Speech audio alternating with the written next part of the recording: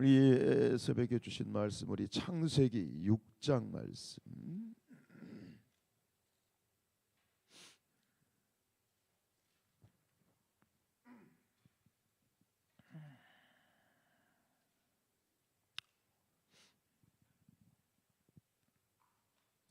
우리 창세기 6장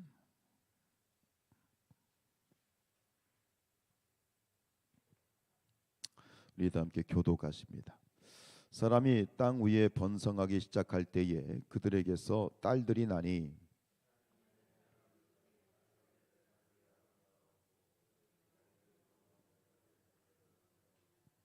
여호와께서 이르시되 나의 영이 영원히 사람과 함께 하지 아니하리니 이는 그들이 육신이 됨이라. 그러나 그들의 날은 120년이 되리라 하시니라.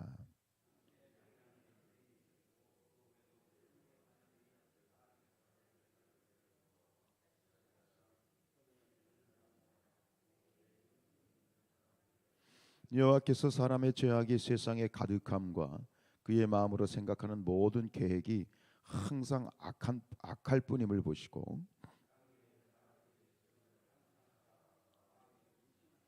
이르시되 내가 창조한 사람을 내가 지면에서 쓸어버리되 사람으로부터 가축과 기는 것과 공중의 새까지 그리하리니 이는 내가 그것들을 지었음을 한탄함이니라 하시니라. 이것이 노아의 족본이라. 노아는 의인이요 당대의 완전한 자라. 그는 하나님과 동행하였으며 그때 온 땅이 하나님 앞에 부패하여 포악함이 땅에 가득한지라.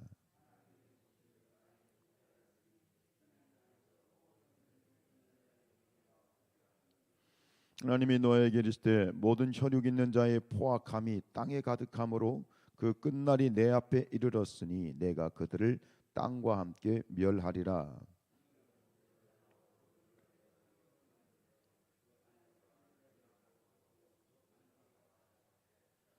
네가 만들 방주는 이러하니 그 길이는 300규빗, 너비는 50규빗, 높이는 30규빗이라.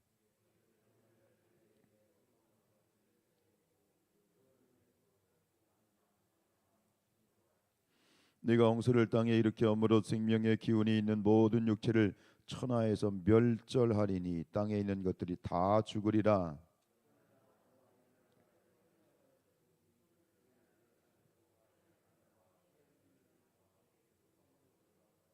기르기는 모든 생물을 너는 각기 암수 한 쌍씩 방주로 이끌어들여 너와 함께 생명을 보존하게 하되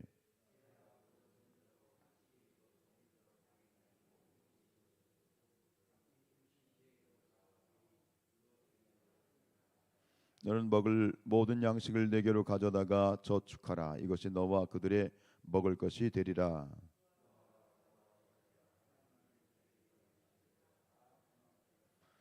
아멘. 네, 오늘 이제 2021년도 마지막 달 12월이 시작되는 또 그 첫날, 첫 시간입니다. 오늘 이 12월 초하루 또 월삭에 하나님 앞에 한 달을 위탁하고 또 하나님의 은혜를 간구하고 또 하나님의 도우심을 간절히 바라시는 또 이 자리에 함께하신 모든 우리 사랑하는 성산의 가족들에게 하나님의 큰 은혜가 함께하시길 축복합니다. 오늘 이제 6장 말씀 창세기 계속해서 읽고 있는데 6장은 우리가 잘 아는 이 노아의 홍수 사건의 배경에 대한 이야기이지요. 오늘 말씀을 보면서 여러 가지 좀 풀리지 않는 그런 궁금증들이 사실 이 본문 안에 여러 가지가 있는데요. 그 중에 하나가 뭐냐면 하나님의 아들들이란 표현과 땅의 딸들이 하나님의 이제 이 땅에 번성해 가는데 하늘의 하나님의 아들들과 그죠? 하나님의 아들들과 사람의 딸들이 서로 결혼을 했는데 이게 하나님 보시기에 굉장히 악한 일이 돼 버린 거예요. 도대체 하나님의 아들들이 누구냐? 그래서 혹자는 이 하나님의 아들들을 뭐 타락한 천사들이다 또 이렇게 보기도 하고 하나님의 아들들과 딸들의 이 땅의 사람들, 땅의 이 딸들의 사람의 딸들의 결혼을 뭐랄까요? 문학적인 표현으로 상징적인 표현으로 경건한 인간의 계보와 불경건한 인간의 계보가 섞인 것을 이게 보기도 하는데 뭐 여러 가지 해석이 있습니다만 여기서 가장 중요한 게 뭐예요? 어떤 입장을 취하든 이것이 하나님 보시기에 부적절했다. 그러니까 악한 것이었고 그로 말미암아 하나님의 심판이 초래되었다라고 하는 것은 확실합니다. 그래서 이로 말미암아 하나님께서 전 세계적인 심판이 불가피한 걸 보셨죠. 예나 지금이나 창세기 3장 이후로 인간의 모든 생각과 인간의 모든 행사는 하나님의 보시기에 참 악할 수밖에 없는 것. 근본적으로 의인은 없나니 하나도 없고 마음의 생각이 인간의 모든 생각이 참 하나님 보시기에 악할 수밖에 없는 지금 코로나 바이러스가 다시 오미크론이라고 하는 변이종이 생기면서 또 세계가 긴장하고 있는데 이 바이러스와 같은 것이 죄예요. 끊임없이 변이를 일으키면서 끊임없이 우리 인간들을 죽여나가는 그것이 사실 바이러스 중에 가장 치명적인 바이러스는 죄의 바이러스예요. 세상의 바이러스는 사람의 육체를 상하게 하지만 이 죄라고 하는 바이러스는 육체뿐만 아니라 인간의 영혼까지 상하게 하고 결국은 지옥불로 이끌어가는 참 악한 그런 것이 죄악이죠. 이 죄를 우리가 두려워해야 돼요. 감히 덤빌 필요가 없는 거예요. 그래서 악은 어떤 모양이라도 버려라. 이렇게 데살로니가전서 5장 22절에서 우리에게 경고하고 있지 않습니까? 이 모습 가운데 하나님이 너무너무 후회하셨다. 그래서 한탄하셨다는 표현이 나오잖아요. 한탄했다는 말이면 후회했다는 표현이에요. 하나님이 후회하셨다. 어쨌든간 그렇습니다. 그리고 근심하시면서 결국 이 세상을 지면에서 쓸어버리겠다. 하나님이 그렇게 결정을 하셨어요. 이것은 하나님이 이 세상을 새롭게 재창조를 하시겠다라는 결단이죠. 여기서 한탄함이라는 이 표현을 공동 번역으로 보니까 이렇게 되어 있어요. 내가 공연히 만들었구나. 내가 괜시리 만들었구나. 아주 굉장히 피부에 와닿는 표현을 하셨는데 어쨌든간 이로 인하여서 하나님께서는 이 노아의 홍수를 계획하시고 그리고 노아에게 은혜를 입히셔서 노아 이외의 모든 사람과 공중의 새나 뭐 어떤 기는 짐승이든 다 이 땅에서 멸절시키겠다고 결심을 하셨죠. 근데 오늘 말씀 가운데에서 참 은혜가 되는 부분은 바로 3절이에요. 3절에 이렇게 되어 있어요. 여호와께서 이르시되 나의 영이 영원히 사람과 함께 하지 아니하리니. 이 말은 결국 사람들이 죽게 될 운명을 얘기하는 거거든요. 이는 그들이 육신이 됨이라. 그러나 그들의 날은 몇 년이 된다? 120년이 된다. 그래서 뭐 어떤 일련의 학자들은 이제 인간의 수명이 앞에서는 굉장히 막 1000살 가까이 969세까지 막 살고 그랬잖아요. 근데 인간의 수명이 120대로 제한된 것이다라고 얘기도 하는데 그러나 사실 이것은 그보다는 어떤 의미를 가지냐면 이제 세상에 대해서 경고를 하셨죠. 노아 이 세상의 죄악으로 말미암아 이제 멸할 것이다. 이 경고를 하셨는데 그 경고를 하신 다음에 이 홍수를 몇 년 뒤에 보내셨다는 얘기예요? 120년 뒤에 보내셨다는 거예요. 120년 동안 하나님이 세상에 대해서 심판을 결정하시고 그 심판에 대해서 하나님께서 이제 시행을 하시기까지 120년을 기다리셨다는 거예요. 뭐 할 때까지? 회개하고 돌아올 때까지. 회개하고 돌아올 때까지 하나님께서 120년을 기다리고 또 기다리셨다는 거예요. 이 사실을 우리가 참 은혜로 받을 수밖에 없어요. 회개를 기다리는 시간 120년. 이것은 하나님의 엄청난 인내의 시간이죠. 베드로후서 3장 9절 말씀에 주의 약속은 어떤 이들이 더디다고 생각하는 것 같이 더딘 것이 아니다. 오직 주께서는 너희를 대하여 오래 참으사 아무도 멸망하지 아니하고 다 회개하기에 이르기를 원하시느니라. 예수님께서 부활 승천하실 때 뭐라고 말씀하시냐면 천사들이 너희들이 지금 보는 것처럼 예수님께서 금방 오실 것이다 그랬어요. 너희들이 죽기 전에 올 거라고 그랬어요. 근데 그것에 대해서 지금 시행이 안 되고 있어요. 2000년이 넘도록 지금 시행이 안 되고 있어요. 왜요? 하나님의 약속을 지키지 않으신 건가요? 아니요. 하나님이 2000년을 참고 계신 거예요. 예수님은 다시 오십니다. 예수님이 다시 오신다는 것은 언제 홍수가 갑자기 임하는 것처럼 120년 후에 홍수가 임하였던 것처럼 예수님께서도 2000년이 아니라 그 얼마의 시간이 모르겠지만 분명히 오셔요. 그날은 홍수의 날처럼 심판의 날입니다. 왜요? 하나님께서는 기다리고 계신 거예요. 한 심령이라도 한 영혼이라도 다시 주께 돌아오고 회개하고 예수님을 믿고 하나님을 나의 아버지라 고백하기를 원하십니다. 하나님은 모든 사람이 다 구원받기를 원하십니다.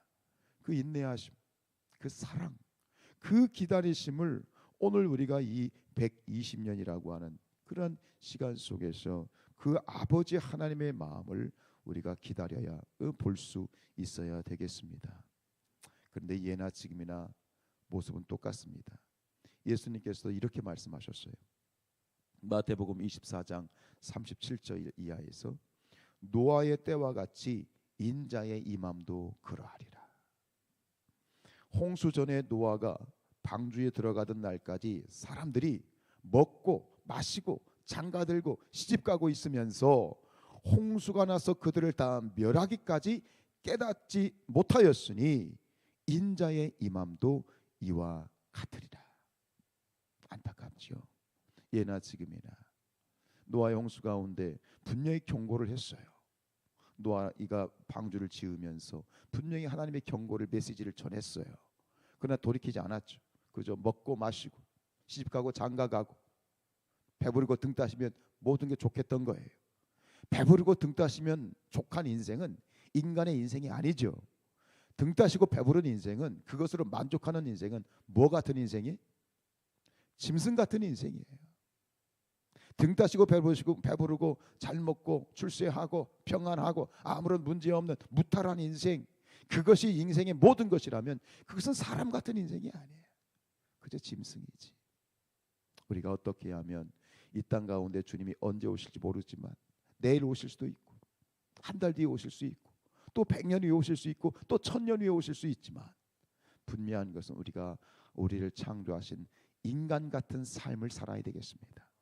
복된 삶을 살아야 되겠습니다. 그 삶이 무엇인가? 바로 오늘 말씀에 노아에게서 그 삶을 볼 수 있는 거예요. 이 홍수 가운데 하나님의 심판 가운데 선택받은 노아의 삶에 그 답이 있어요. 9절 말씀 뭐라고 돼 있어요? 이것이 노아의 족보니라. 노아는 의인이요 당대의 완전한 자라. 그는 무하였다? 하나님과 동행하였다. 어떤 삶이 복된 삶이고 어떤 인생이 가치 있는 인생이고 어떤 인생이 완전한 인생인가? 답은 이렇습니다. 언제 어디서나 하나님과 동행하는 삶이다. 그래서 동행이란 말은 원어가 걷는다는 뜻입니다. 하루하루를 하나님과 함께 걷는 것이 동행입니다. 여러분, 이 하나님과 동행한 삶의 이 삶을 살았던 이 앞에 5장에 나오는 인물이 또 한 사람이 있어요. 그게 누구죠? 에녹이에요. 성경 여러분들 보시면 어떻게 되냐면 다른 이 아담의 족보에 나온 사람들은 다 죽었어요. 그런데 에녹은 죽었다는 얘기가 없어요. 무슨 얘기예요? 하나님이 그를 하늘로 옮겨가셨다. 히브리서에서는 뭐라고 말합니까? 그가 승천했다고 되어 있어요. 근데 에녹의 삶도 똑같았어요. 하나님과 동행했다. 여러분, 하나님과 동행하는 자들, 하나님과 언약을 맺고 하나님의 약속을 믿고 하나님과 날마다 동행하는 자들에게는 영생이 약속되어 있는 거예요. 승천했다. 우리도 육신적으로는 죽는 것이지만 영적으로는 우리는 하나님과 함께 승천할 것입니다. 예수님과 함께 승천할 것입니다. 이게 하나님과 동행하는 자들에게 약속된 영생의 소망인 것이다. 여러분, 지금까지 2021년도 11달을 하나님과 동행하신 여러분들을 축복합니다. 마지막 한 달을 우리가 남겨놓고 시작하면서 2021년도를 유종의 미를 거둔다는 것이 무엇이냐? 무엇이 유종의 미를 거두는 것이냐? 하나님과 동행하십시오. 아침 첫 시간부터 잠자리에 드는 그 마지막 시간까지, 아니 꿈에서도 조차 하나님과 동행하십시오. 그리고 기도할 것은 하나님, 이제 이 한 해를 마치고 새롭게 허락될 2022년도도 노아와 같이, 에녹과 같이 하나님과 동행하는 삶이 되게 하옵소서. 그렇게 또 이 한 달을 시작하는 그런 저와 여러분들 되시기를 주님의 이름으로 축복합니다.